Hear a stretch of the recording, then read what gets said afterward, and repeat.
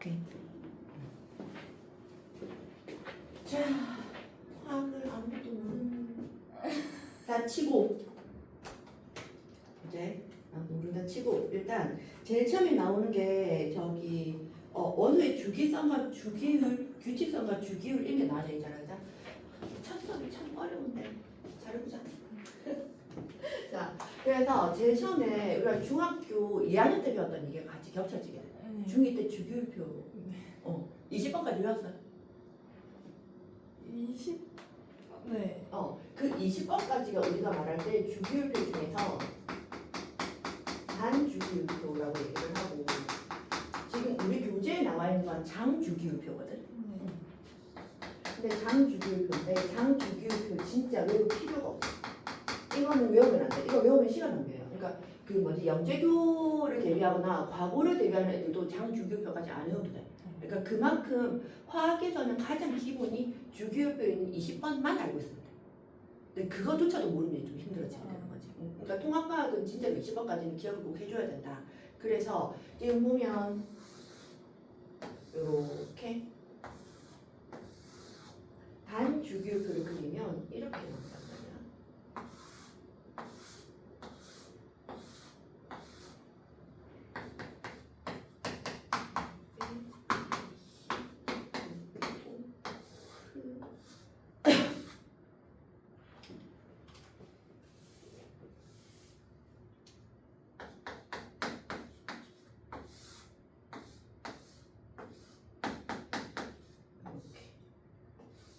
이렇게 나아지게 되고 나만 알지 펩시 콜랑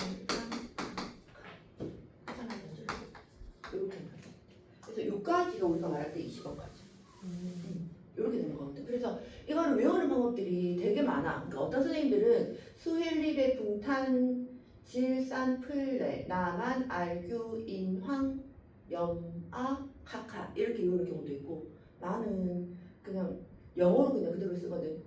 그러니까 그 수해까지는 똑같은 거 같고 수해 립의 BC 노오픈의 나만 알지 펩시 콜라 카카 이렇게 어떤 방법으로든 외우면 돼. 그러니까 이게 유튜브 같은 데 보면 이거 뭐 노래를 붙여서도 외우고 그러니까 그렇게 뭐가 많이 나올 만큼 20번까지는 진짜 중요하거든. 그러니까 이건 꼭 기억해줘야 되고 이까지 우리가 그 뭐지 중학교 2학년 때 배웠던 게 기본적으로 들어가는 원소라면 이 주기율표를 볼 때 우리가 알아야 되는 게 몇 개가 있는데 오늘은 사실 지도를 많이 나가진 않은 거거든. 왜냐면 이 주기율표에 관련된 게 진짜 중요한 게 많아서 일단 기본적으로 학에 본격적으로 막 돌입한다 이런 느낌보다는 기본 밑바닥 작업이라고 생각합니다. 그렇게. 그래서 지금 보면 이렇게 주기율표가 나와지게 되는데 일단 우리가 여기서 얘가 뭔지는 모르잖아, 그죠? 그리고 미리 얘기하는데 다음번 수업에는 이거 시험 칠 거예요. 20번까지 쓰기. 그러니까 시험을 안 치면 안 외우더라고. 그래서 어쩔 수 없이 다 외웠다 그러면 다 외웠다 하는데 실상 적어보는 거랑 좀 달라가지고 요 칸 그대로 맞춰가지고 적어야 되거든. LI는 니트이고 이건 베릴, B는 금소, C는 뭐게? C 탄소? 맞아요, 탄소. N은 질소, O는 탄소. 산소. 그 다음에 F는 플루오린 이렇게 나눠지게 되고 이건 네온. 그 다음에 NA는 나트륨, Mg는 마그네슘, Ni 알루미늄, Si 규소. 우리나라 말로는 규소고 외국 말로는 실리콘. 그래서 이게 규소가 나중에 우리가 배우는데 이 규소가 반도체의 제일 기본이 되는 원소들이거든. 그러니까 반도체를 규소를 기본 성분으로 해서 만들어낸단 말이야. 그래서 반도체가 이렇게 활성화되는 그 대단지들이 있는 게 실리콘밸리 뭐 이런 얘기들. 그 다음에 E는 요거, 그 다음에 S는 황, CL은 염소, 그 다음에 AR 아르곤. 그래서 중2 때도 헷갈렸겠지만 이게 CL에서 그 CI가 아니라는 거 소문자 적어줘야 되는 거니까. 그 다음에 K는 칼륨, CA 칼슘. 이렇게 나아지는 게 가장 기본이 된다. 그래서 이런 주기율표를 만들어낸 사람이 일단 꼭 기억해줘야 되는 사람이기는 한데 이렇게 그냥 어느 날 과학자들이 바로 이렇게 탁 만들어내진 않았을 거잖아, 그죠? 그래서 제일 처음에 이건 굳이 알 필요 없는 사람, 베베라이너라는 사람이 새쌍원소를 줍니다. 이 사람이 주장했던 발견해냈던 새쌍원소는 누구냐면 리튬, 나트륨, 칼륨 이런 세 개를 먼저 알아낸 거야. 얘가 어떤 특징이 있었냐면 나트륨의 원자량이 뭔지 알겠지? 그 원자의 기본량, 원자량은 리튬의 원자량에다가 칼륨의 원자량을 서로 더하고 더해서 어떻게 반띵을 하면 나트륨 원자량이 되더라는 거야. 그러니까 이 세 개가 뭔가 좀 규칙성이 있네 이렇게 알게 되는 거야. 그러니까 신기하다 이렇게 알게 된 거지. 그러다가 나와지게 된 게 누구였냐면 뭐 그 안에 뮬렌디도 있고 누구도 있는데 그거 말고 멘델레예프라는 사람이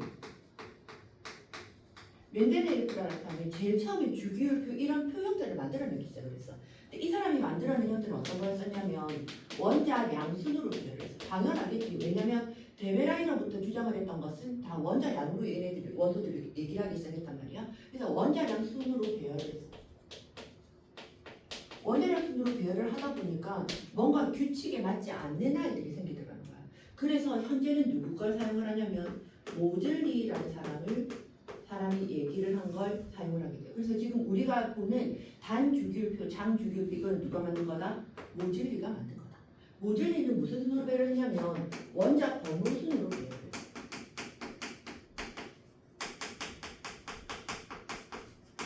이렇게 나와지게 되면 원자량은 뭐고 원자 번호는 뭐예요? 이런 생각이 들 거잖아, 그죠? 그래서 원자 번호는 어떤 거랑 갖다 썼냐면 원자 번호는 무슨 거랑 갖다 썼냐면 양성자 또는 중성일 때 전자수란 거. 그래서 우리가 말할 때 원자라고 얘기를 하는 것은 정기적으로 중성이라 얘기거든. 그래서 정기적으로 중성이 돼야 되는 거니까 원자 번호다 이렇게 나와지게 되면 플러스의 개수랑 마이너스 개수가 같아져야 되는 상태. 그래서 이 양성자수랑 전자수가 같다 이렇게 나와지게 돼. 근데 여기서 이제 조금만 더 하자. 양성자가 뭔지 까먹었을 수도 있잖아요. 그죠? 그래서 원자 구조를 다시 보면 나중에 한 번 더 나와지게 되는데 원자의 구조를 보면 이렇게 돼 있으면 가운데 뭐가 있었냐면 원자 핵이 있었어요. 플러스 전기는 원자 핵이 있었고 바깥에 있는 누가 있었냐면 이 바깥에 돌고 있는 아이들이 전자들이 있어. 그래서 우리가 이 원자 핵의 자세히 보니까 어떻게 돼 있었냐면 양성자랑 그럼 양성자는 어떤 성질을 띈다? 플러스 성질을 띈다. 그런데 우리가 생각을 한번 해봐봐. 원자 핵이 양성자라면 되어 있으면 양성자는 플러스 성질이잖아, 그죠? 그럼 플러스와 플러스끼리 한 공간에 이렇게 막 무시해줄 수 있을까? 안 되겠지. 밀쳐내야 될 거잖아, 그죠? 그럼 그 밀쳐내는 청력을 잡아주는 힘이 있어. 그게 누구 때문에 생기냐면 이상하게 내한테 너무 수준이 높아지는데 중성자라는 애가 생기게 돼. 이 중성자가 양성자들끼리 이 밀쳐나가는 걸 중성자들이 들어가서 이 두 개를 밀쳐내는 걸 잡아줘.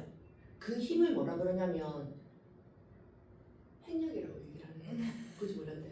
그래서 이 중성자가 들어가서 양성자들의 반발력을 잡아준다. 이렇게 나와지게 되고 그러면 전자는 원래는 어떤 성질을 가졌을 거냐면 플러스가 있고 중성이 있었잖아요. 그죠? 그럼 전자는 무슨 성질을 가지게 돼요? 마이너스. 그러면 말의 순서로 보면 원래는 이거 뭐가 돼야 돼?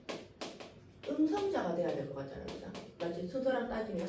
그런데 우리가 중학교 때 가정에서도 얘기를 하지만 이 음성자, 이 전자라는 아이들은 한 곳에 가만히 있지를 못했단 말이야. 얘는 계속 이동을 했어서 이온이 될 때 전자가 나가고 전자가 들어오고 이렇게 할 수 있었잖아요. 그죠? 그래서 이런 아이들은 이동이 가능하더라고요.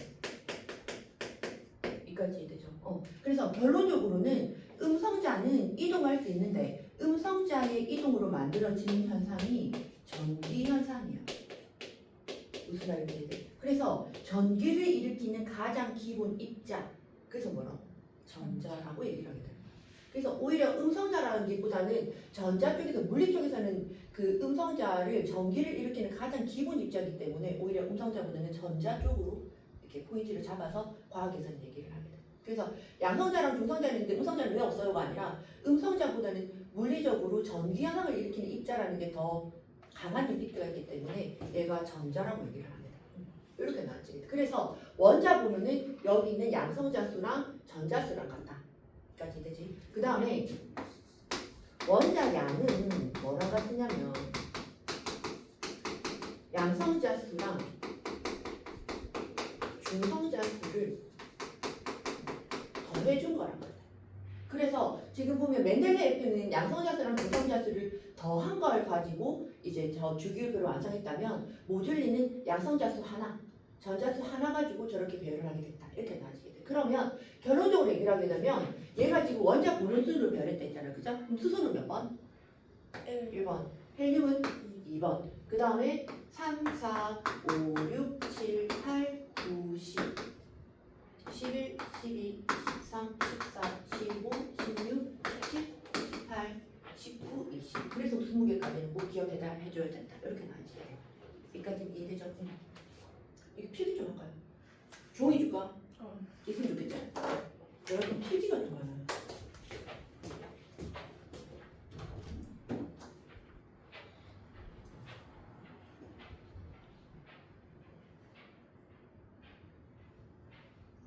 알겠습니까?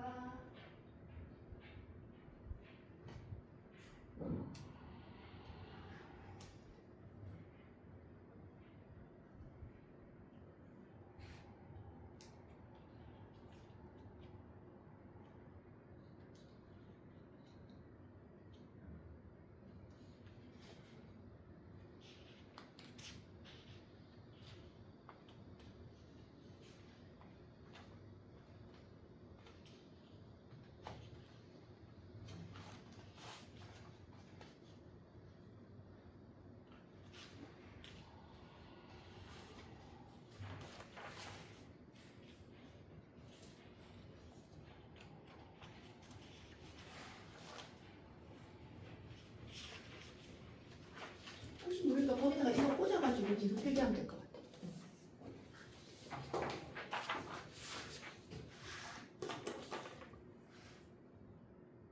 주기율표를 이거 필기할 때 있잖아. 주기율표를 그 가운데다가 이거 하나 이렇게 적어놓고 밑에다가 이거 적고 이거 적고 좀 돼. 여기다 계속 적어야 될 게 좀 있거든.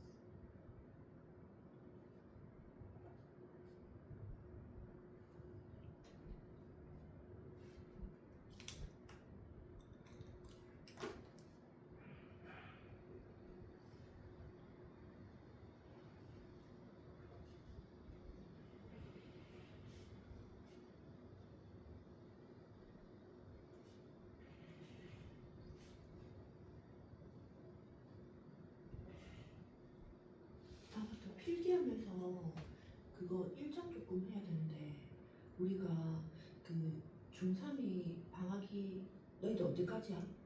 11일까지. 11일. 12일에 기나. 일정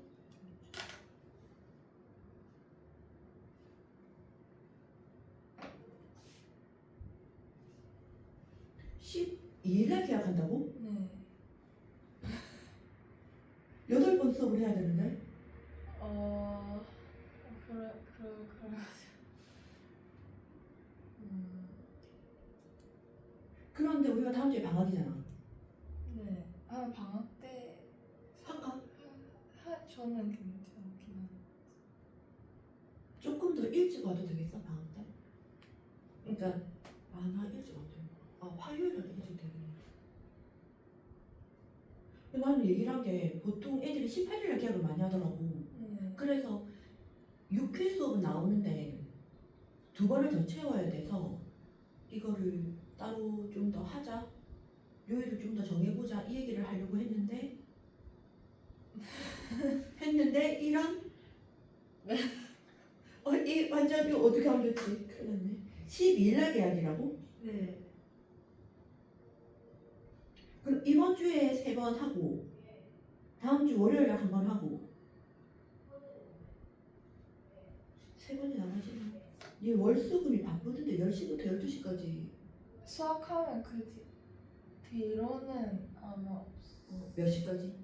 아 내가 일정 밑턴밖에 없는 거지 지금. 그 영어 학원을 다니고 있긴 한데 그걸 끊을 아 진짜? 네. 그러고 나서 엄마가 어딨지 멀리 있는 링구아 어. 한번 가본다 그래서 정확한 시간은 모르는 아 진짜? 하는데 근데 근데 왜 링고를 가? 주변에 갈 데가 없어. 어차피 링고는 내신이나 수능 쪽이 아니지 않나? 맞을 거예요. 맞나? 오케이.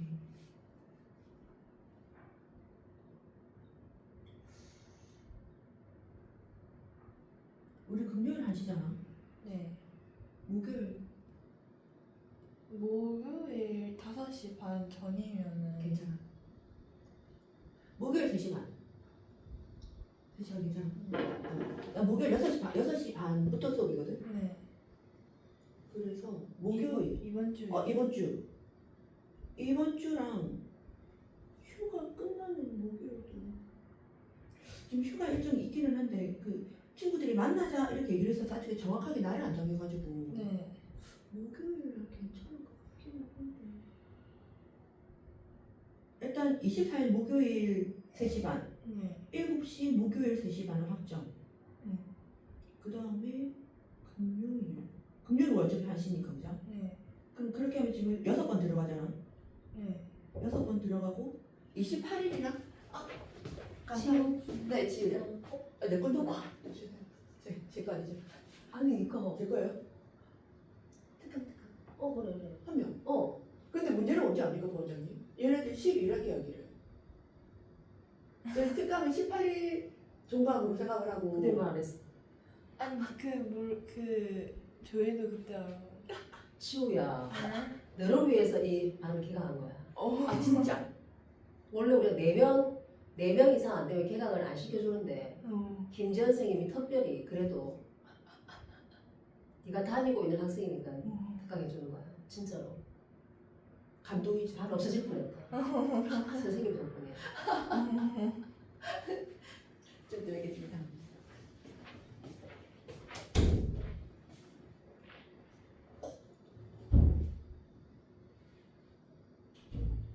그렇게 하고 28일 월요일 11일 월요일 하면 되지 않을까? 28일이요? 월요일이라서. 그럼 특강 끝나고 그 사이에 시간 있고 그 뒤 이후에 몇 시야 수업이? 월요일. 월요일까지는 원래 그 학원에 계속 가서 5시에 수업이 이 많죠. 시작. 뭐라고? 5시 수업이 많죠. 시작. 마치면 몇 시? 한 7시 나 7시 반이야. 반. 오. 더 빨리 올 수도 있긴 해요. 근데 난 5시 반에서 7시 반까지 수업이어가지고 아. 빨리 와도 아마 그때 서은이 수업이어서. 그럼 28일 월요일 40. 네가 결정해라. 11일 월요일 아니야? 4일 월요일 아니야? 11일이요? 12일 계약이로 12일. 28일에 28일 하고 28일 하고 4일 날 할래? 11일 할래? 빨리 하는 게 4일. 그러면 그 주는 과학을 그냥 4번 한다 생각하고 죽었다 생각하고 한 번 하지 마. 그렇게 일단 그렇게 하자. 그러면 휴가 때 니도 좀 쉴 수 있고. 그러니까 7월 말까지 4번. 네. 그 다음에 8월 4일부터 9일까지 4번. 그러니까 월, 화, 목, 금 이렇게 수업 들어가네. 그럼 총 8번이 나오겠다, 그죠? 숙제가 해야죠. 그래 열심히 해야지.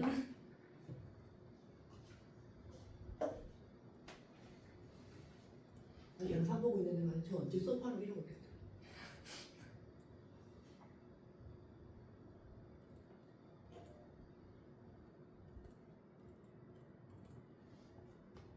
지금 영상 찍히고 있어.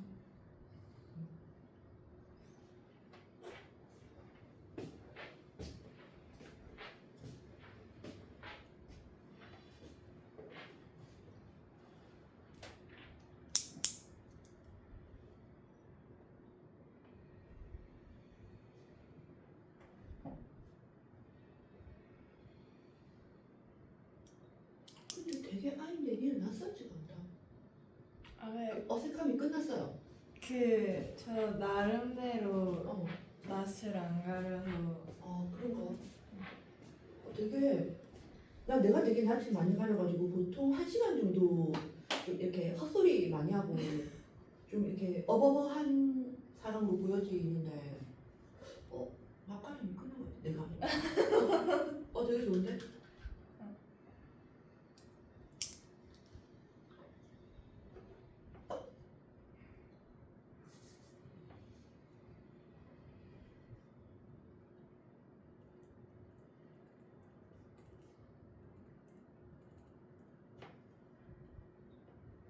선생님 화요일날 3시에 그 간부 회의가 있어가지고 본관으로 올라가야 되거든. 그래서 5분 정도만 좀 빨리 찍게.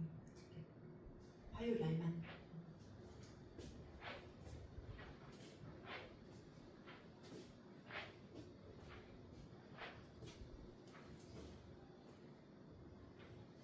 그리고 지훈이 지금 앉아있는 그 자리 조금 추운 자리에 이렇게 있어서 추면 얘기합니다. 그 자리가 이렇게도 바람 불고 이렇게도 이렇게 부딪혀서 이렇게도 나가지고 제일 시원하거든요. 네. 더위가 안 나와. 다행이네.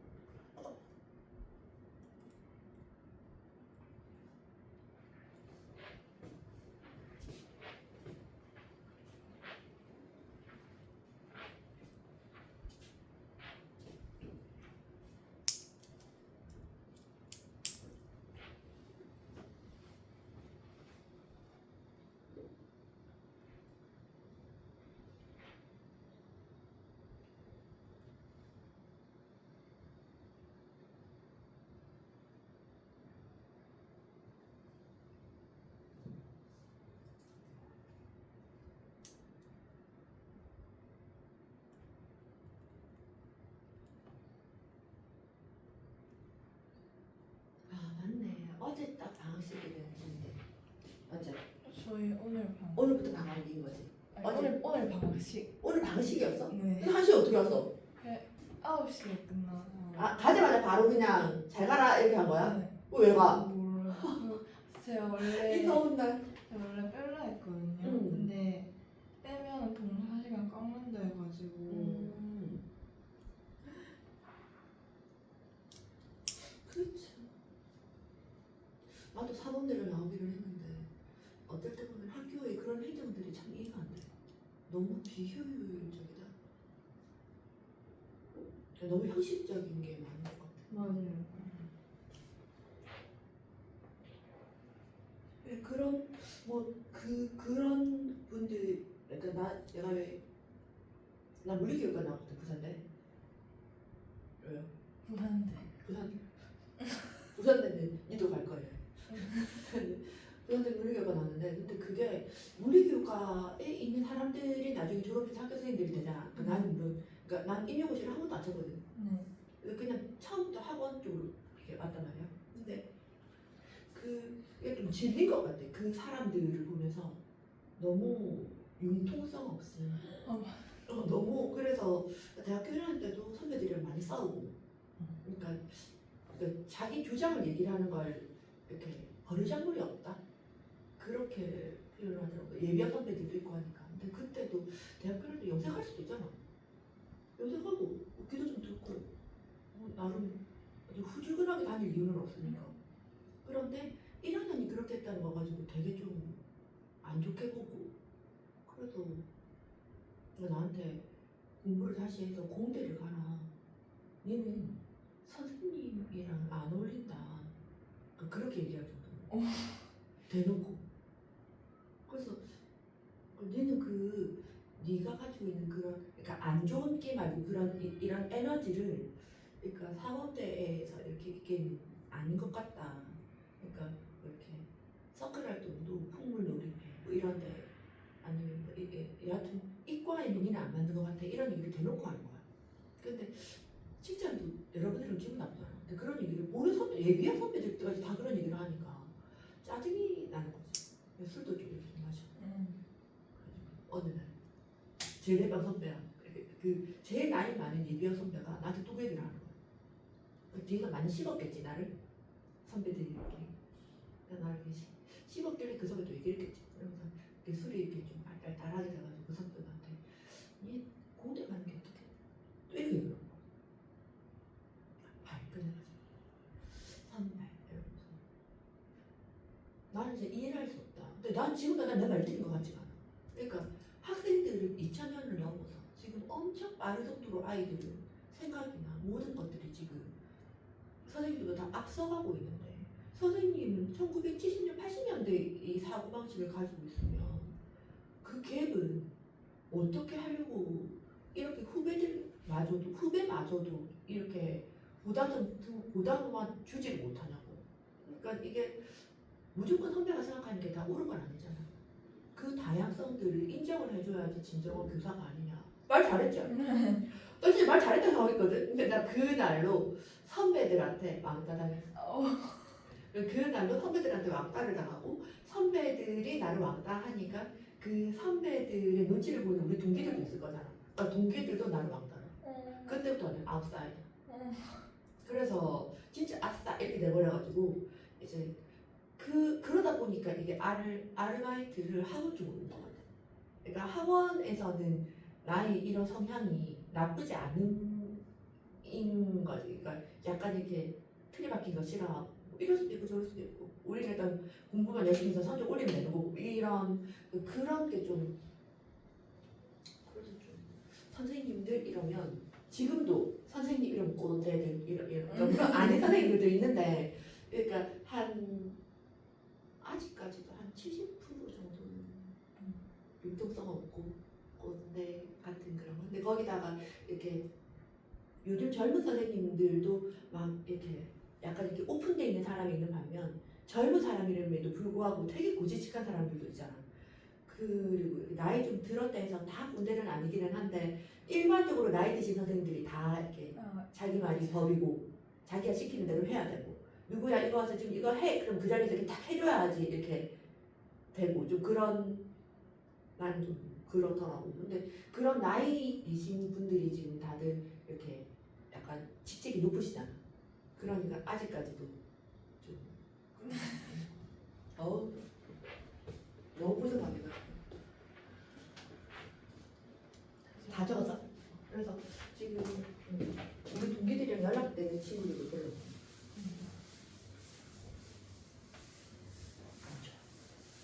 근데 왜 그럴까? 선생님들 안 달라지나? 아니 저희 학교 쌤들은 저희 애들이 별난 애들이 좀 많거든요. 고소해 중이? 생각보다 약간 생각보다 쌤 말 안 듣는 애들이 생각보다 있고 그렇게 막 정반 막 그 정도는 아닌데 그냥 그 약간 명성에 비해 막 그냥 말 안 듣는. 난 고소해 중 그러면 진짜 열심히 하는 애들. 좋은 애들. 열심히 하는데 애들 좀 말 안 약간 해. 성적 안 나. 그러니까 이게 내가 볼 때는 구서여중 되게 좀 애들 열심히 하는 애들. 저희 09년생까지는 그랬는데 저희 내가 알고 있는 아이들은 너희들 선배 때까지니까. 자 이렇게 나지게 되고 이게 주기율표인데 있잖아. 이 주기율표에서 주기랑 족이 있거든. 용어들이 좀 많아서 그래서 오늘 좀 천천히 나가. 주기랑 족이 있는데 주기는 어떤 거냐면 주기율표의 가로줄이야. 그래서 가로줄이니까 여기가 1주기, 여기가 2주기, 3주기, 4주기 이렇게. 얘가 주기고 그래서 이 주기가 의미하는 게 뭐냐면 전자껍질수야. 전자껍질수고 다시 한번 얘기해줄게. 전자껍질수고 족은 어떤 거냐면 주기율표의 세로줄인데 이 세로줄은 최외곽 점이야. 이렇게 나죠.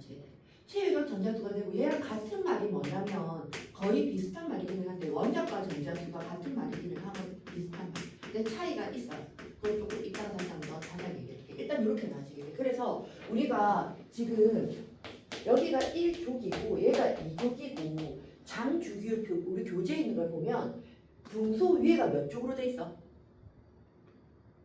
원래는 3족이어야 되는데 그렇지 13족이 되니까 그러니까 지금 어떻게 됐냐면 장주기율표는 2에서부터 그러니까 3족에서부터 12족까지 다 채워져 있는 게 장주기율표고 단주기율표는 여기 2주기랑 3주기에 3족에서부터 12족까지가 없는 게 단주기율표. 그래서 13족, 14족, 15, 16, 17, 18족 이렇게 나눠지게 여기까지 이해되죠? 이렇게 나눠지게 되고 이게 뭘 나타내냐면 자 주기라고 얘기하는 건 전자껍질 수로 했잖아. 그죠? 그러면 1주기는 전자껍질이 몇 개 있다? 한 개 있다. 2주기는 2개 있다. 3개, 4개 이렇게 있다는 얘기가 되고 1족은 체외각 전자수로 했잖아. 그죠? 그럼 체외각 전자수라는 게 무슨 말이냐면 있잖아. 지금 처음 들어간 개념이 뭐냐면 전자껍질이라는 개념이 들어갔잖아. 그러면 체외각 전자수는 어떤 거냐면 최외곽에 있는 거야. 제일 바깥에 있는. 그래서 가장 바깥 껍질에 있는 바깥 껍질의 전자수. 얘가 체외각 전자수. 그래서 1족은 체외각 전자수가 몇 개다? 한 개. 얘는 2개. 얘는 13개가 아니라 3개. 1의 자리 빼고 이거 4개, 5개, 6개, 7개, 여기 8개. 이렇게 나눠지게 되는 게 체외각 전자수야. 여기까지 이해돼요? 그래서 요거를 그림을 그리면 이렇게 나눠지게 될 수밖에 없었던 게 예를 들어서 지금 뭐부터 할 거냐면 편하게 끝에서부터 한번 해볼까? 칼륨 한번 해볼까? 칼륨? 위에서부터 할까? 그래 수소 수소부터 보자. 수소는 원자 번호가 뭐? 1번 맞지? 그리고 여기 몇 주기? 1주기. 그러면 여기 플러스가 한 개가 있는 게 양성자수 한 개 이렇게 표시할 수 있겠지. 그럼 전자 껍질을 이렇게 그릴 수 있는 거 맞아? 네. 그런데 여기에 전자 몇 개 있다고? 한 개. 얘는 하나밖에 없는 이유가 플러스가 하나니까. 그럼 마지막 껍질에 전자 한 개잖아. 그래서 몇 쪽? 1쪽. 이렇게 된 거야. 그 다음에 얘는 조금 이따가 얘기할 거고 그 밑에 리튬을 보면 리튬은 원자 번호가 3번이잖아. 그죠? 네. 그럼 플러스가 몇 개 있다? 3개 있다. 근데 껍질이 몇 개야? 2주기니까 2개야. 그러니까 이해되죠? 첫 번째 전자 껍질에는 전자가 최대 몇 개 들어가냐면 2개밖에 못 들어가. 그래서 원자가 2개밖에 없는 거야. 첫 번째 주기. 무슨 말인지 이해돼? 그래서 첫 번째 전자 껍질에 들어갈 수 있는 전자는 최대 몇 개만 들어간다? 2개만 들어간다. 근데 두 번째, 세 번째 이때부터는 최대 몇 개까지 들어가냐면 8개까지 들어가게 돼. 그래서 지금 이게 보면 나중에 우리가 다음 이번 주에 한번 더 얘기를 하긴 할 건데 옥텟 규칙이라는 게 있거든. 옥텟이라는 얘기는 우리가 화학에서 옥텟, 뭐 옥타브선, 그러니까 뭔가 옥타 이런 느낌이 들면 숫자 뭐를 말하게? 아니? 그 혹시 영어로 문어가 뭔지 알아요? 8. 그래 8. 그러니까 그 옥터넛 말 안 봤어요? 봤어요. 그 옥터넛의 주인공이 문어잖아. 그러니까 문어 다시 8개. 그래서 옥타 나아지게 되면 8이야 8. 그래서 옥텟 규칙은 어떤 거냐면 1주기를 제외한 것 중에서 제외하고 뭐 마지막 전자 껍질에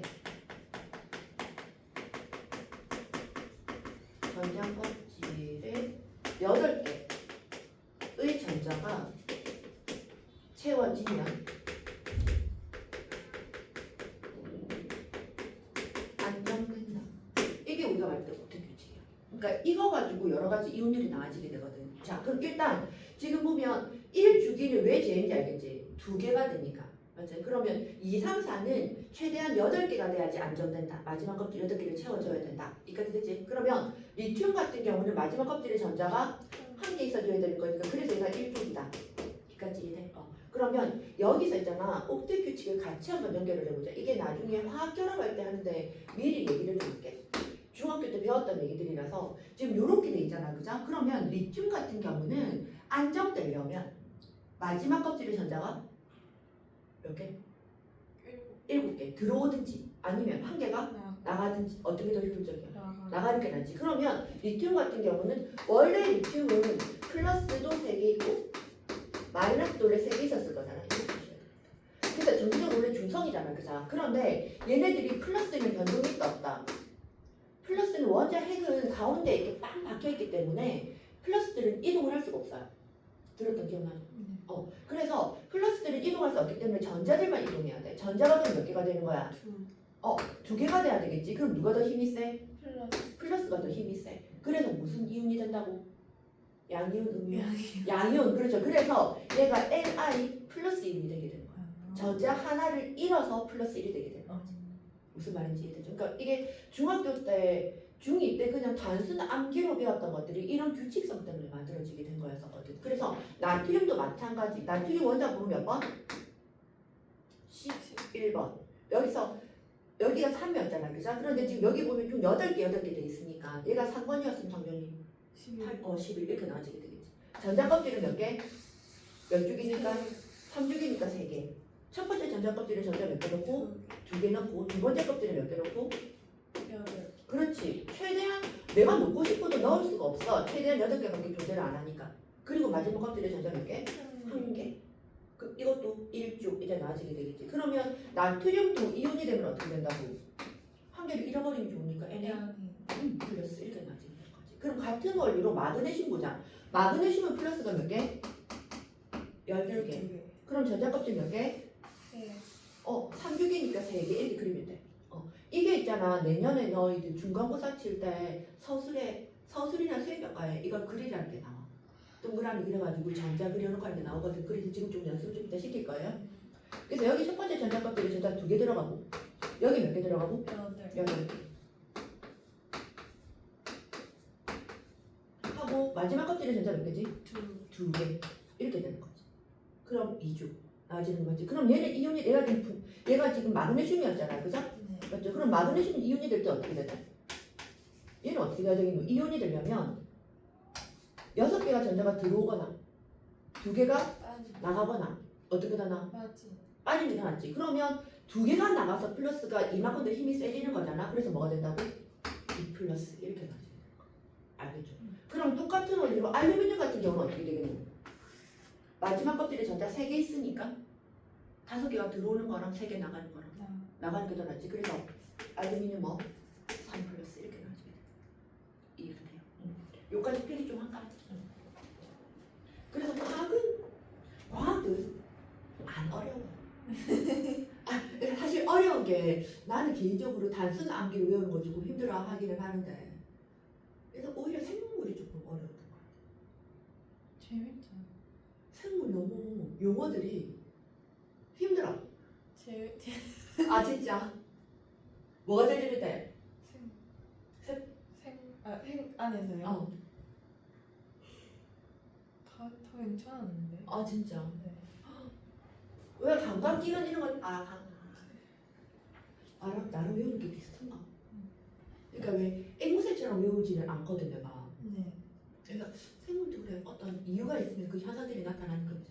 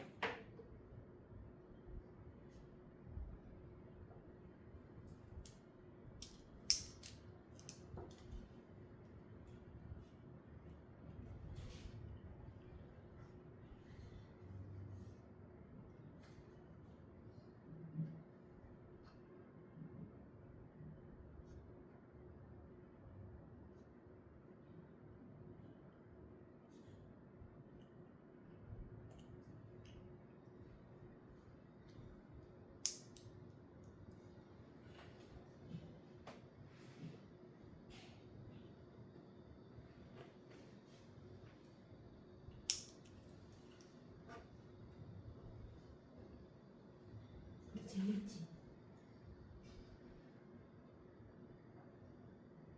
이건가? 네, 국어 영어를 진짜까지는 아닌데 좋아해. 싫어해요. 싫어해요? 아니 진짜 싫어하면 아닌데 뭐 그냥 이런 느낌인 거야. 무슨 어떤 공부를 해야 될 때 제일 먼저 꺼내는 건 국어랑 영어는 아니다. 네. 나도. 난 국어는 또 영어도 그 이렇게 작품들을 해석해야 되고 글 쓴 사람의 생각을 이렇게 이게 말이 좀 이상하니까 공감 능력은 좋은데 그 상황을 이해를 못 하겠어. 문학 작품도 나는 모르겠어. 그 배운 거를 그 시험에 나와야 되잖아요. 근데 막 모의고사 막 치면 다 안 배운 거 다 나와. 그러니까 문제는 뭐냐면 이걸 안 배운 걸 그 작자의 그 마음을 내가 이해를 해서 이걸 작품을 해석을 해야 되는데 나는 시가 너무 어려워. 시는 진짜 무슨 말인지 모르겠어. 그러니까 접시부터 당신을 보면서 왜 그게 막 이런 건지도 나는 모르겠고 윤동주 씨도 보면 뭐 별에는 밤에도 이 별을 보면서 왜 조국을 생각하는지도 잘 모르겠고 사랑하는 연인일 수도 있는 거잖아. 그러니까 막 왕이랑 그러고 왜 그런데 왜? 그 당시에 그 사람이 정말 사랑하는 여자가 생겼을 수도 있지 그죠? 그러니까요. 좋다. 이렇게 또 공감이 되는 어떤 애들 같은 경우는 난 진짜 시를 이해를 못하겠어 그러면 시가 제일 쉬운데요 선생님? 이렇게 얘기를 하라. 뭐가 쉬운데 하나도 이해가 안 되는데. 그러니까 작자의 마음으로 읽으면 다 작자의 마음 난 모르겠다고. 선생님 미쳐 드러나게 그러지 말라. 나한테 그랬어. 가르치는 게 과학밖에 없어가지고 점점 더 이쪽으로만 가요. 나 최근에 한 2, 3년 전에 알았거든. 스페인이 남미에 있는 나라가 아니라는 거야. 유럽에. 그러니까 2, 3년 전에 알았다 진짜. 진짜 거짓말 안 한다. 그러니까 이게 있잖아. 그래서 난 애들한테도 이러는데 그 스페인 레알 마드리드 뭐 이런 있잖아. 그런 것도 그렇고 왜 유럽 피파 뭐 이런 것들 막 할 때도 왜 호날두 맞죠? 호날두가 스페인 사람이라는데 나는 그 사람을 보면서 무슨 말이냐면 아니 거기 남미에서 진짜 축구를 잘해가지고 저기 레알 마드리드까지 갔구나. 그러니까 난 남미 애들이 다 축구 잘해가지고 다 유럽으로 가는 줄 알았어. 스페인이 그쪽에 있다 생각했어. 나 진짜. 근데 느낌 같은 느낌으로 약간 남미 같지 않나? 그 남미 쪽 다 스페인어 쓰. 그러니까. 그래서 이제 이게 세계사적으로 봤을 때 이제 애들이 이제 얘기를 해주니까 이제 알겠더라고. 그러니까 스페인이 이쪽으로 식민지를 했으니까 이제 그런 건데 이제 나는 이제 이유를 모르고 결과만 이렇게 있으니까 남미를 스페인어를 쓰지. 그러면 거기가 스페인이 거기가 무식하게 진짜. 나 진짜 황당해가지고. 왜? 그럴 수 있다. 근데 진짜 그때 그 내가 5월 하다가 지금 해가지고 내가 그랬잖아. 2, 3년 전에 내가 알았다고. 그러니까 그 애가 지금 고3이거든. 그러니까 고1 수업하다가 내가 알게 된 거야. 그때 그 용인고 애들 남자 아이들이 이렇게 열 몇 명이 이렇게 있는데 그러니까 축구 얘기다 뭐 밤새도록 축구를 봤다 이런 얘기 하다가 아니 축구를 왜 그렇게 열심히 보는데 재밌잖아요. 진짜 스페인 사람들 축구 진짜 열광해요. 그 사람들은 뭐 밤이고 낮이고 축구 막 이렇게 얘기하길래 왜 스페인은 왜 그래? 남미에서 왜 그렇게 유럽 그 축구에 그렇게 환장하니 그런데 그 말에 애들이 다 순간 완전 얼음. 그래서 애들이 선생님 좀 우리 웃으라고 하는 소리예요. 아니 진심인데 그랬더니 선생님 스페인이 어디 있는 나라에 애들 물어보길래 남미에 있잖아. 그랬더니 스페인이 남미에 있다고요? 왜 하면서 이제 알게 된 거지. 완전 놀릴 거예요. 그래서 이제 알았어. 근데 내가 애들한테 이런 얘기할 때마다 모든 애들이 다 알고 있더라. 스페인이 유럽이라는 걸 알고 있더라. 이게 고정관이 무서운 게 나는 유러피안들 이러면 약간 백인 같은 느낌으로 생각하는 것 같아. 근데 스페인은 그러니까 이탈리아까지도 약간 백인들이 많기는 하잖아. 근데 스페인 쪽은 약간 까무잡잡. 그래서 나는 그쪽이 아니라고 생각한 거야. 유럽이 아니라고 생각을 한 거야. 왜 그래? 맞지? 아시아는 되게 넓은데 거의 얼굴 색깔이 거의 비슷하잖아. 중국 사람이랑 몽골 사람이랑 일본이랑 뭐 이게 태국이랑 태국 좀더 가면 잠깐만. 남미에서 넘어가서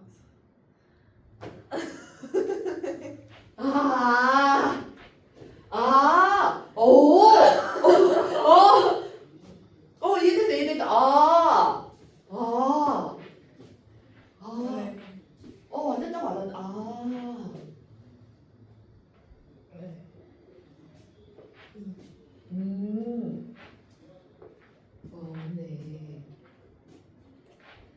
네. 아이고 저도 몰랐어요. 이거 몰랐어. 저 약간 유튜브 그런 거 있잖아 역사 그런 거를 조금 좋아해가지고 저도 몰랐어요. 진짜. 근데 설민 진짜 좋아했는데. 설민구. 설민구? 역사 얘기해줬잖아. 그 사람 논문에 뭐 잘못해가지고 한동안. 설민석 아니에요? 설민석이야. 설민구가 아니지. 설민석이가. 설민석. 설민석. 말 잘하듯이. 네. 좀 그렇게 맞지? 그러니까요. 말을 맛깔지게. 저 아직도 그거 만화책 읽어요 그 사람. 그 말하지 마. 만화책이 있거든요. 그 한국사 만화책 있는데 그거 작년까지 모으다가 약간 애기들용이거든요. 그래서 포기했어요. 약간 제가 이제 너무 고등학교가 아닌데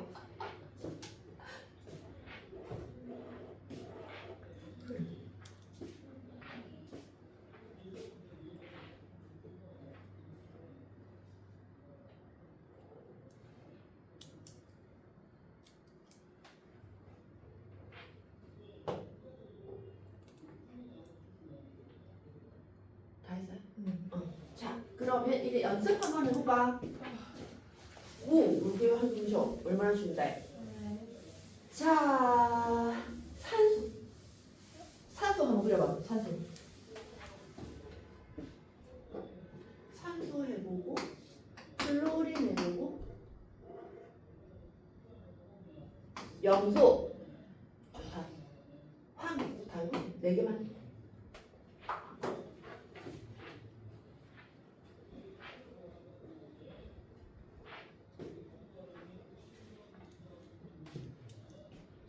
너희 수학 선생님은 저분이죠? 최상민 씨. 저기 지금 수업하고 계시. 수업하고 계세요? 수업하고 계시. 맞아요. 재밌죠? 네.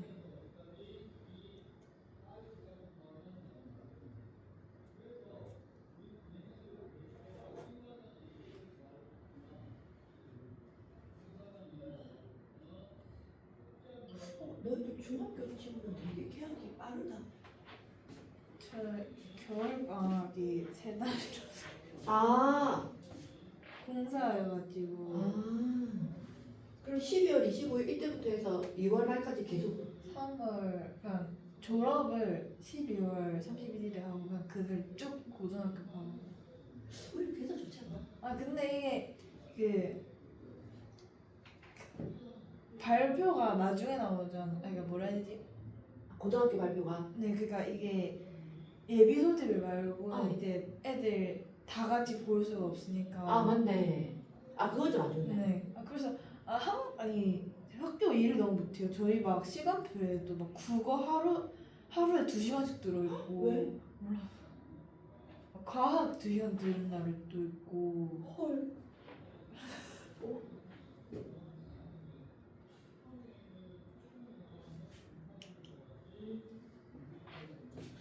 졸업하는 입장에서는 되게 안 좋겠네. 애들이랑 마지막 안녕 할 수 있는 시간이.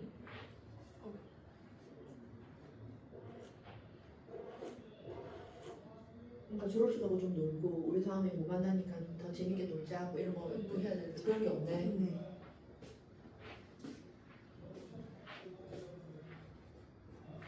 그런데 1학년 2학년들은 좋을 것 같아. 그쵸. 근데 안 가도 걔네는 되니까.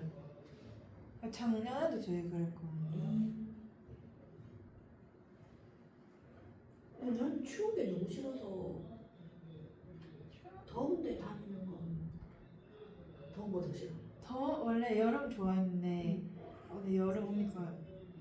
싫어져. 너무 더워서.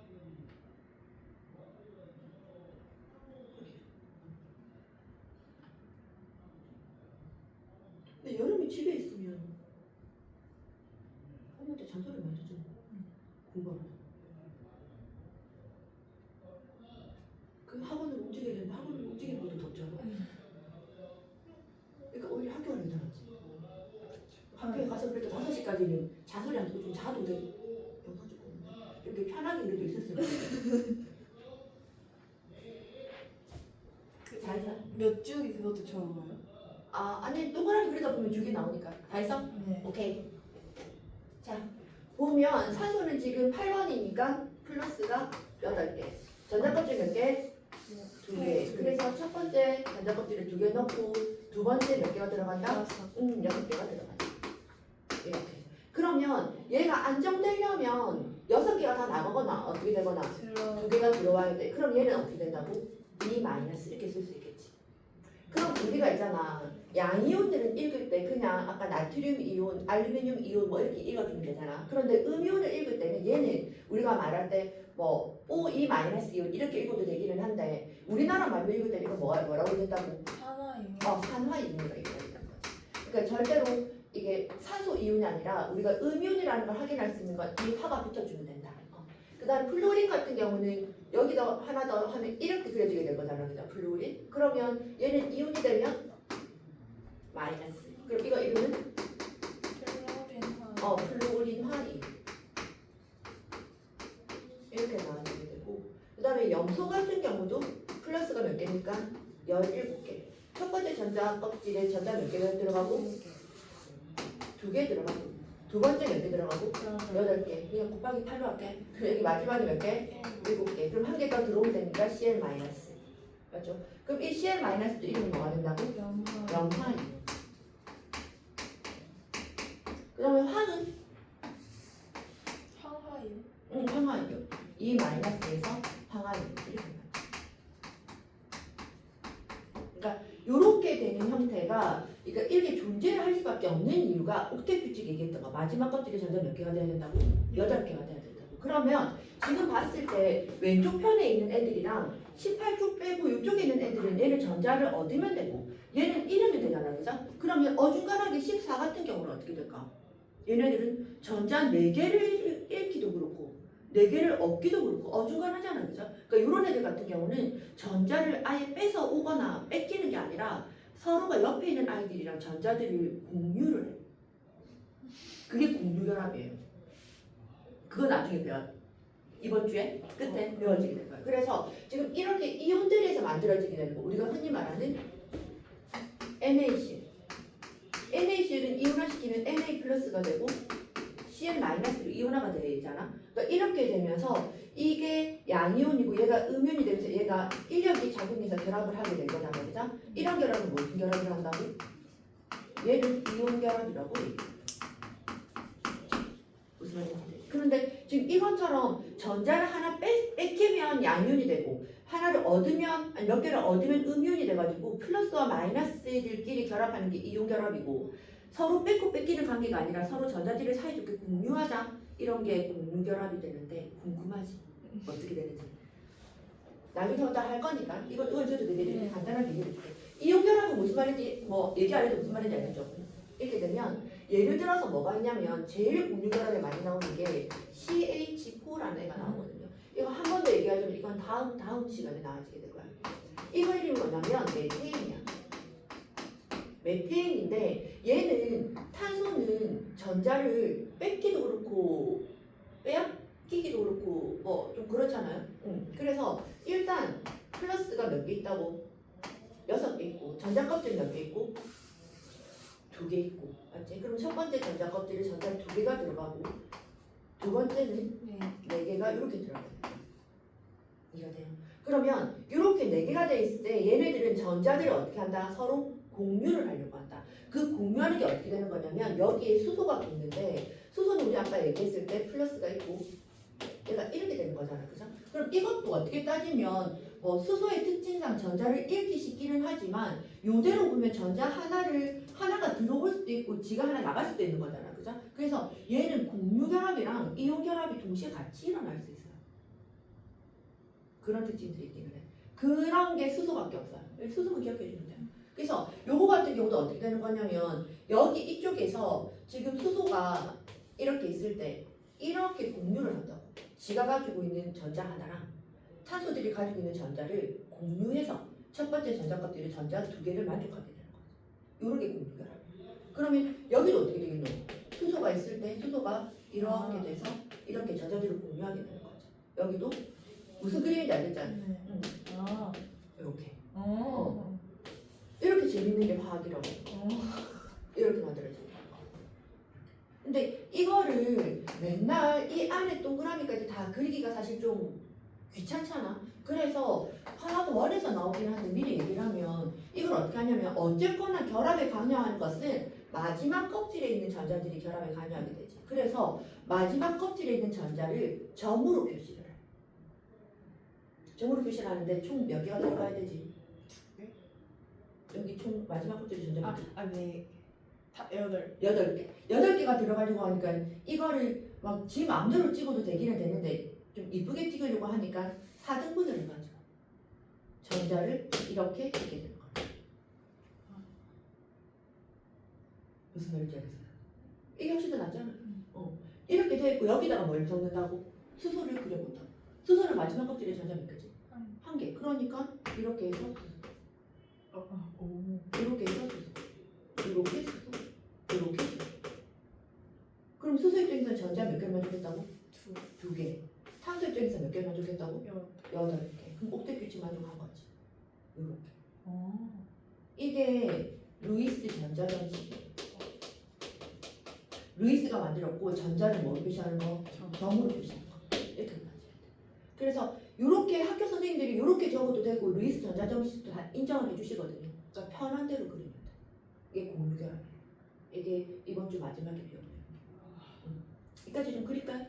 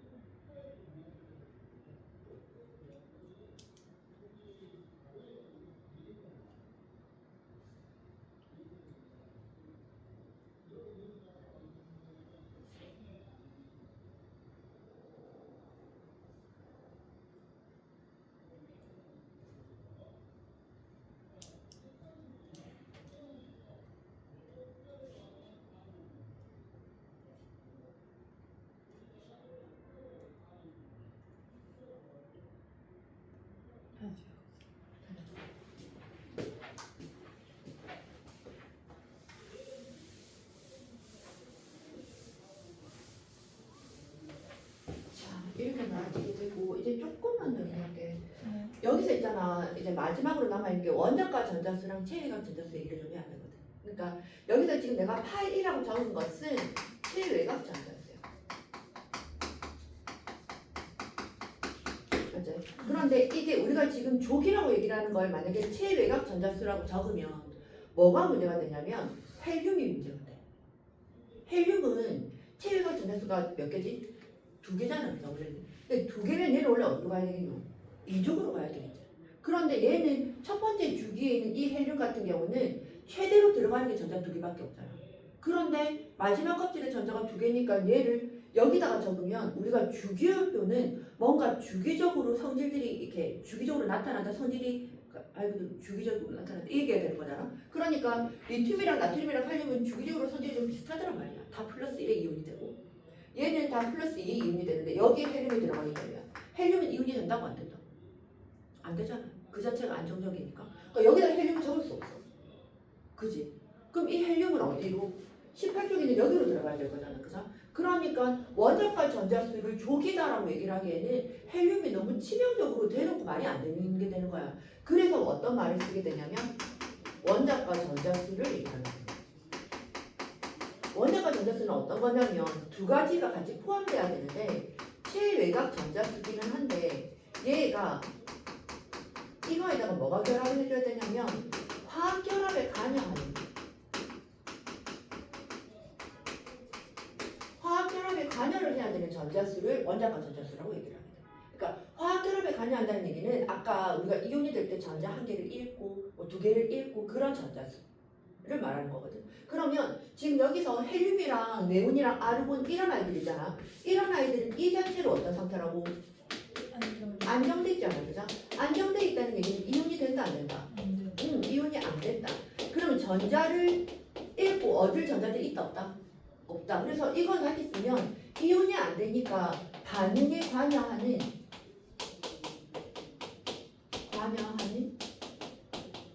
전자가 없다. 맞아요. 그럼 없다라는 거 숫자가 뭐라 하겠노? 0. 0. 이렇게 나와집니다. 무슨 말인지 이해돼요? 그래서 지금 체외각 전자수는 지금 그 예를 들어서 네온 같은 경우에 네온에서 체외각 전자수는 몇 개? 8개. 체외각 전자수는 8개인데 네온에서 원자과 전자는 몇 개? 0개. 그렇지. 0개 이렇게 나와집니다. 그러니까 이런 걸 묻는 게 4대국어 이번에 문제에서 나왔었어요. 그러니까 뭐에 원자과 전자수는 0, 뭐 이런 거. 8개인지 0인지 이렇게 보는 거. 그래서 원자과 전자라는 거랑 체외각 전자라는 것이 의미는 좀 비슷한 것 같지만 화학 결합에 관여하는 것까지 생각을 해야 되기 때문에 뭐 이까지 17쪽까지 별 문제가 없거든. 근데 18쪽에서 차이가 납니다. 이해가 돼요? 이렇게 나아지게 되고 이런 아이들 반응이 그러니까 안정한 이런 아이들을 우리가 뭐라 그러냐면 얘는 안정하니까 반응이 잘 안 일어나잖아. 그죠? 그러면 반응이 일어나는 걸 활성이라고 얘기를 할 수 있게 되겠죠. 활성이 안 일어난다. 그래서 무슨 활성? 비활성 기체라고 얘기해요. 점점 어려워지죠. 비활성 기체. 조금만 더 견디면 돼. 여기에 들어가는 게 뭐냐면 이거 나중에 다음 시간에 배우는 거. 1쪽에 해당하는 이게 금속이거든요. 이걸 뭐라 그러냐면 알칼리 금속이라고. 금속이라고 하고 17쪽에 들어가는 이런 아이들을 뭐라 그러냐면 플루린, 염소, 브로민, 아이오딘 이렇게 나눠져 있는데 이런 아이들은 할로젠 원소라고 해요.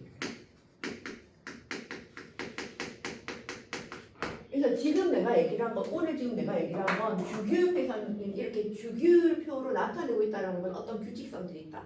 주기랑 족이 있고 그러니까 그거에 따라서 얘네들이 무슨 순으로 배열했다?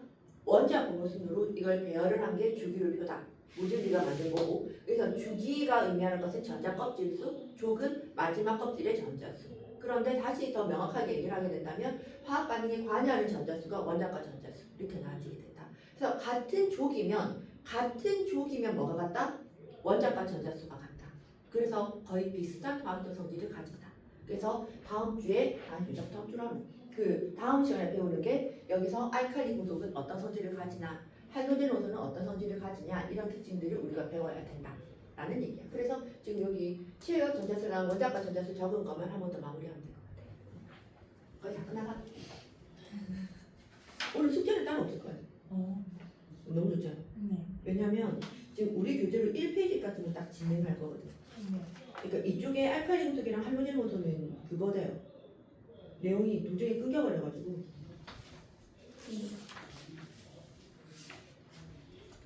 목요일날 숙제가 좀 있겠네. 많지 않고.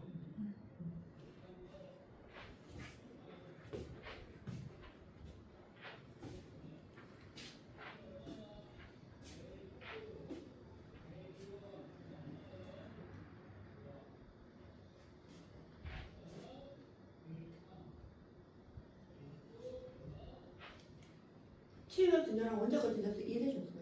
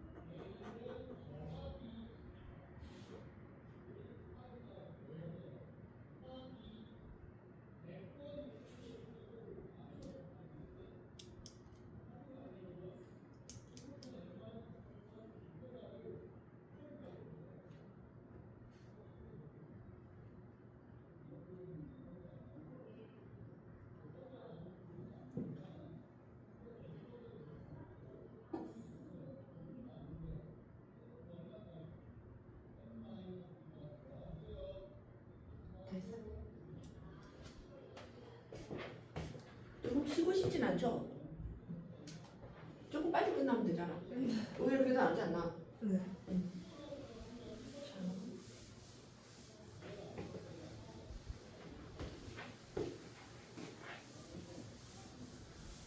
이 주기율에서 우리 책에서 지금 1페이지 제일 밑에 있는 부분을 이렇게 알겠네. 여기서 우리가 금속 원소랑 비금속 원소가 차지하는 곳을 볼 거거든요. 금속 원소는 어떤 특징이냐면 주기율표에서 주로 왼쪽. 그러니까 이게 단주기율표잖아, 그죠? 단주기율표에서는 왼쪽 편에 있는 게 금속이 많고 장주기율표로 봤을 때는 어디도 가운데에 해당되는데 장주기율표에서는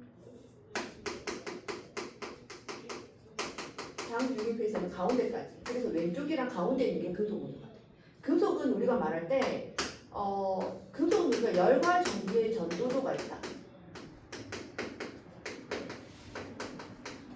이게 우리가 말할 때 금속이 될 거잖아, 그죠? 전기를 잘 통하고 점점 힘들어 보이는데 열을 잘 이동시키는 이게 우리가 말할 때 금속이 된단 말이야.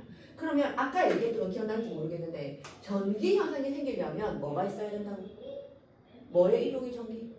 전자. 그렇지. 그래서 얘는 금속이 되려면 전자의 이동이 있어줘야 돼. 얘가 포인트거든요. 그러니까 전자가 있어줘야지 금속의 성질을 띠는 거야. 그러면 여기서 그러니까 우리가 지금 배웠던 이 아까 우리 구조 적었던 거 이렇게 동그라미 생각해주면 전자들이 많으려고 하면 마지막 껍질에 전자들이 막 들어가는 게 아니라 튀어나와서 자유롭게 움직일 수 있는 전자들이 많아져야 되겠지. 무슨 말인지 이해돼? 전자를 그러니까 플러스가 전자를 딱 오드만 지고 있는 게 아니라 플러스가 전자들을 내놔야지 돌아다니는 전자들이 많을 거잖아. 그래서 원자 핵이 전자를 내놓게 되면 얘는 무슨 이온이 된다고? 플러스. 그래서 금속은 무슨 이온이 된다? 양이온이. 무슨 말인지 내용들이 연결이 되지 무슨 말인지. 그래서 전자가 이동을 해야 되고 전자가 이동하려고 하니까 양이온이 되는 아이들이 금속이 된다. 그래서 이때 자유롭게 움직일 수 있는 이 전자를 우리가 뭐라고 그러냐면 자유전자라고 얘기를 합니다. 자유롭게 움직이니까. 그래서 이게 양이온이 되고 그러면 이 전자들 때문에 이 별표까지 하는 이유가 전자들 때문에 금속 원소들의 특징이 있는데 전자들이 빛을 받잖아. 그러면 전자는 그 빛을 튕겨내. 그래서 뭘 가지게 되게? 특유의 광택을 가져. 금속들. 누구 때문에? 전자들 빛을 튕겨내서. 무슨 말인지 알겠죠? 그래서 왜 은반지 이런 광택, 금반지 오늘 아기관에 금반지 그런 광택 이런 것들이 다 그 전자들에 있는 특징들이 전자들이 그러니까 빛을 튕겨내는 얘네들의 특징 때문에 나타나게 되는 거야. 이해가 되죠? 무슨 말인지? 그런 이유들이 있어요. 그 다음에 얘네들이 어떤 게 있냐면 또 온필성과 편집성이 있어. 이게 옛날에는 우리나라 말로는 연성, 전성 이렇게 그러니까 한자말로 그렇게 얘기했는데 요즘은 다 한국말? 여튼 우리나라 순 우리말로 바뀌고 있어가지고 뽑힘성은 말 그대로 이렇게 뽑아지는 거잖아, 그죠? 이게 금속이 되게 가늘게 뽑아지게 되는 거. 그런 성질들이 가지게 되는 것도 누구 때문에 그렇게? 전자 때문에. 그러니까 얘가 이렇게 생각을 한번 해봐봐. 이게 어떤 도선들이 있는데 도선이 이게 얇게 나와지잖아. 그럼 이 안에 플러스들이 막 부딪힐 거잖아, 그죠? 이 플러스 사이사이에 뭐가 들어간다고? 전자들이 들어가서 이 밀쳐내는 걸 막아주는 거야. 그러니까 자유전자들 때문에 뽑힘성이 생기게 되고. 그 다음 편집성은 대표적으로 누구? 알루미늄 코일. 알루미늄 코일이 금속이라는 걸 알고 있잖아요. 그렇죠? 그런데 얘가 금속이 우리가 금속 그럼 무조건 딱딱한 거 이렇게 생각할 수 있는데 그렇지는 않다라는 거지. 그러니까 알루미늄 코일 같은 경우는 되게 진짜 얇잖아. 그러니까 우리가 생각하는 그 딱딱한 그 뭐지? 철판 같은 그런 걸 이렇게 얇게 이렇게 찌그러뜨려 가지고 펴지게 만들어지게 된다는 거지. 그러니까 아주 얇게 만드는 그 상태에서도 플러스와 플러스끼리 밀쳐낼 건데 이 사이에 자유전자들이 다 들어가서 막고 있다는 거죠. 그래서 얇게 펴질 수 있게 된다. 이렇게 나와집니다. 이해가 돼요? 신기하죠? 그런 이유들이 다 나타나요. 이렇게 만들어지게 되고 그럼 비금속 같은 경우 이거랑 반대겠지. 그럼 비금속은 오른쪽 편에 있는 아이들이에요. 그러니까 이런 아이들이 다 비금속들. 비금속이 되고 열과 전기 전도성이 있다 없다? 없다. 전자의 이동 없다. 광택 없다. 이렇게 나죠. 그럼 무슨 이온이 되기 쉽다? 이거 음이온 되기 쉽다. 그렇지. 이렇게 만들어지게 되죠. 이해가 돼요? 그래서 이제 7쪽 볼까? 1쪽에 밑에 쪽 그러니까 주기율표 나와 있는 거 지금 우리 계속 하고 있으니까 별로 이해 안 되는 거 없고 됐죠? 그 다음에 뭐 교과서별 자료에서 멘델레예프랑 모즐리에 관한 얘기까지 나와지고 있고 그 밑에 주기율표 금속 원소는 왼쪽 가운데 있고 비금속은 오른쪽에 주로 위치하고 있다. 그래서 금속을 보면 왼쪽 가운데 위치하고 전자를 읽고 양이온이 되기 쉽다. 양이온 동그라미 해주면 되고 그 다음에 상태는 금속 같은 경우는 수은을 제외하면 나머지 다 뭐다? 고체. 수은은 무슨 상태게? 액체. 그래서 수은은 유일한 액체 금속이 되는 거죠. 이거 수은이잖아. 진짜 이뻐요. 수은 되게 손바닥에 녹는 거 아니에요? 손바닥에 묻는다고. 다른 건가? 그거 말고 막 옛날에 막 수은 가지고 화장 그래서 수은 중독이 많이 생겼어. 이게 피부로 흡수가 되거든. 손으로 만지면 큰일 나요. 그래요? 손에 녹는 거. 손이 모를까? 그 막 유튜브에서 봤는데 이거 막 손에 올려 놓으면은 녹는 거 금속 은 색깔. 나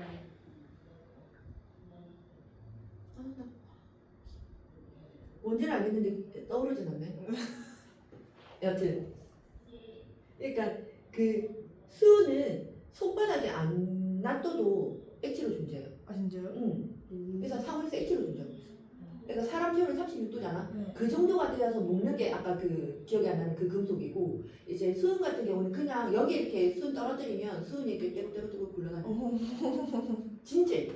그러니까 나도 그걸 봐서 알았는데 이게 그때 대학교 이럴 때 실험하다가 어떤 애가 뭐 수은 기둥 왜 그거 있잖아 우리 왜 기압 할 때. 그래서 그게 수은 기압계를 가지고 뭘 하는 실험이었는데 이렇게 통 안에 수은이 들어가 있었단 말이야. 근데 뭘 하다가 금마가 그걸 이렇게 깨뜨려가지고 실험실에 수은이 이렇게 쫙 퍼진 거야. 근데 수은이 착 펴졌는데 수은이 진짜 은색이거든. 그러니까 물방울 같은 은색이 떼굴떼굴떼굴 굴러다녀. 걔네들끼리 결합력이 좋으니까. 자유절자들 때문에 이렇게. 그러니까 진짜 동그래요. 구 형태야. 구 모양인 아이가 떼굴떼굴떼굴 굴러가. 그래서 두 개가 이렇게 굴러가다 갑자기 좀 더 커지고. 근데 그거 아까 얘기했잖아. 피부로 없을 때 호흡기로 들어가기 때문에 그거 빨리 치워야 됐었거든. 그래가지고 마스크 끼고 쓰레받기 이런 걸로 장갑 다 끼고 쓰레받기 이렇게 했는데 보통 물을 이렇게 하면 별로 안 무거운데 거기에 반도 안 채웠는데 쓰레받기가 이렇게 부러지는 거야. 그러니까 볼 때는 진짜 액체인데 되게 무거운 거야. 그래서 그거 이렇게 다 담아가지고 놔두고 그거를 양쪽으로 실험실 출입문을 받고 2주인가 정도 창문 열어가지고 계속 환기시키고 남아있으면 돼. 우와. 그래서 그러니까 나도 그때 몰랐는데 이제 왜 중3 때 너희들 그거 배웠잖아. 토리첼리, 수은 기둥 실험. 그 사람들 생존 기간을 보면 40몇 살 정도에 죽어. 아, 그러니까 나의 뇌피셜로는 이게 뭔가 수은 중독이 되지 않았을까. 그러니까 파스칼도 수은 가지고 실험 많이 했거든. 오, 그럼 빨리 그죠. 파스칼도 빨리 죽었어. 토리첼리도 빨리 죽었어. 그때 몰랐겠지. 이렇게 또 꼬리를 무는 자 특징을 보면 특유의 강특 있고 열과 전기 전도성 있고 그다음에 힘을 가하면 가능이 늘어나거나 이게 뽑힘성이고 얇게 펴진다가 표준성이다. 구리, 철, 금, 아연 이런 것들이 다 금속이 되고 비금속은 오른쪽 편에 있는 아이들이고 전자를 얻어서 음이온 동그라미. 근데 여기서 18쪽을 제외한 이 말이 무슨 말인지 알겠죠? 18쪽 원소는 비금속이기는 해. 그런데 이온이 안 되는 거지. 얘는 안정적이니까. 그러니까 18쪽을 제외한 비금속 원소들은 음연이 되기 쉽다. 기체나 부치로 존재하게 되고 광택 없고 열과 전기 전도성 없고 당연히 얇게 펴지거나 뭐 늘어나거나 이런 것들 없을 것이고 쉽게 부스러지게 된다. 이런 특징들이 나아지게 돼요. 오늘 여기까지. 다음 주에? 아니, 왜냐면 다음 주는 하지. 여기까지 하면 좀 아쉬우니까 3페이지 읽어볼까? 아까 설명 다 했던 거. 3페이지를 보면 원자 구조에서 원자는 가운데 원자 핵이랑 전자로 이루어져 있다. 원자 핵은 양성자와 중성자로 되어 있다. 다 기억나지? 그 다음에 전자 배치까지도 보면 전자 껍질 이렇게 나눠지게 되고 그 전자 껍질에 따라서 첫 번째 전자 껍질에는 최대 전자 2개, 두 번째 전자 껍질에 8개, 세 번째 8개 이렇게 만들어지게 되더라. 이렇게 나눠지게 되고 원자의 전자 배치에서 원자과 전자, 자 마지막 껍질에 있는 전자인데 밑줄 긋는 다음에 어디? 화학결합에 참여하는 전자 밑줄. 어디요? 3번에 원자의 전자 배치 찾았어. 네. 거기에 양가로 1번의 원자과 전자 해서 화학결합에 참여하는 전자. 그래서 원자과 전자 수가 같으면 화학적 성질이 비슷하다. 그 얘기 지금 나와지고 있는 거죠. 이거 서술에서 잘 나와요. 같은 쪽이 속하는 원소는 원자과 전자 수가 같으므로 화학적 성질이 비슷하다. 다 똑같은 얘기가 나와지게 되겠지. 밑으로 넘어가기 전에 오른쪽 위에 9번 동그라미 9번 원자과 전자수와 주기성 그래프 찾았어. 그랬을 때 플루린까지는 원자과 전자수가 몇 개? 7개. 그런데 네온은 빵. 0개. 헬륨도 0개. 아르곤도 0개. 이런 게 원자과 전자다. 이렇게 나눠지게 되고 그 다음에 원자의 전자 배치 지금 주기율표에 지금 동그라미 되는 거 우리 지금 충분히 연습했다. 이렇게 나눠지게 되고 이거 그릴 줄 알아야 된다 얘기했고 그 다음에 원소의 주기성이 나타나는 까닭은 원자 번호가 증가함에 따라서 화학적 성질을 결정하는 것은 누구? 원자과 전자수가 주기적으로 변하기 때문에 주기성이 나타난다. 이렇게 얘기할 수 있게 돼요. 그래서 다음 시간에 알칼리 금속이랑 할로젠 요소 마무리하고 여기에 관련된 문제 다 풀